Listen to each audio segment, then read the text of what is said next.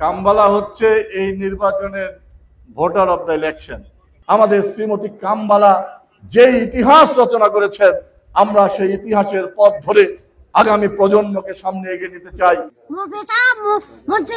28 জানুয়ারি 2024 দ্বাদশ জাতীয় সংসদ নির্বাচনে দিনাজপুর 2 আসনে চলছিল বর্তমান নৌপরিবহন প্রতিমন্ত্রী খালেদ মাহমুদ চৌধুরীর নির্বাচনী প্রচারণা। এ সময় ভিড় ঠেলে 10 টাকার একটি নোট বর্তমান এই সংসদ সদস্যকে উপহার দেন শ্রীমতী কাম্বালা, বলেন নির্বাচনী কাজে ব্যয় করতে। কাম্বালার এমন ভালোবাসা দেখে খালিদ মাহমুদ চৌধুরী বলেছিলেন, কাম্বালা হচ্ছেন নির্বাচনের সবচেয়ে পবিত্র এবং দামি ভোটার।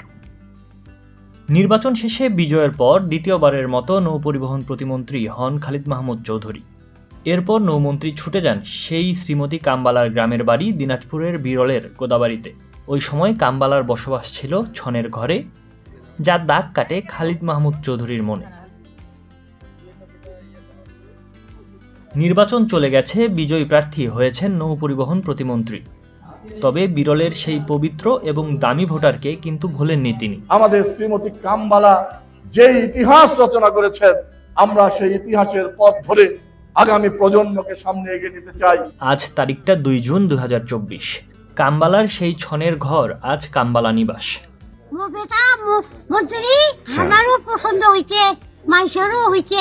প্রধান নির্বাচন কমিশনারকে পর্যন্ত বলেছি, কাম্বালা হচ্ছে এই নির্বাচনের ভোটার অব দ্য ইলেকশন হতে পারে, কারণ তিনি যে দৃষ্টান্ত রেখেছেন, এটা শুধু ভোটের বিষয় না, এটা একটা অত্যন্ত শিক্ষণীয় বিষয়। একটি ভোট একটা জাতির ভাগ্য পরিবর্তন করে দিতে পারে। একটি ভোট একটি দেশকে উন্নয়নের শিখরে নিয়ে যেতে পারে। একটি ভোট একটি এলাকাকে জাগরিত করতে পারে। একটি ভোট একটা জনগোষ্ঠীকে সমগ্র পৃথিবীতে তুলে আনতে পারে। তার অভিজ্ঞতা আমাদের অনেক আছে।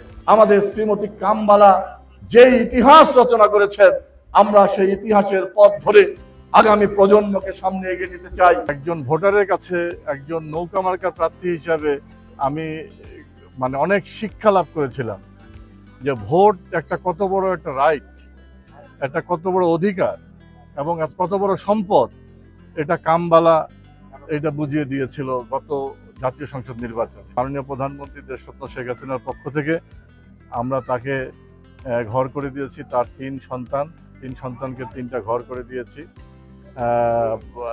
এবং আমার আশা করি যে সে পরবর্তী জীবনে একটা ভালো জায়গায় সে শেষ পর্যন্ত সে কাটাতে পারবে।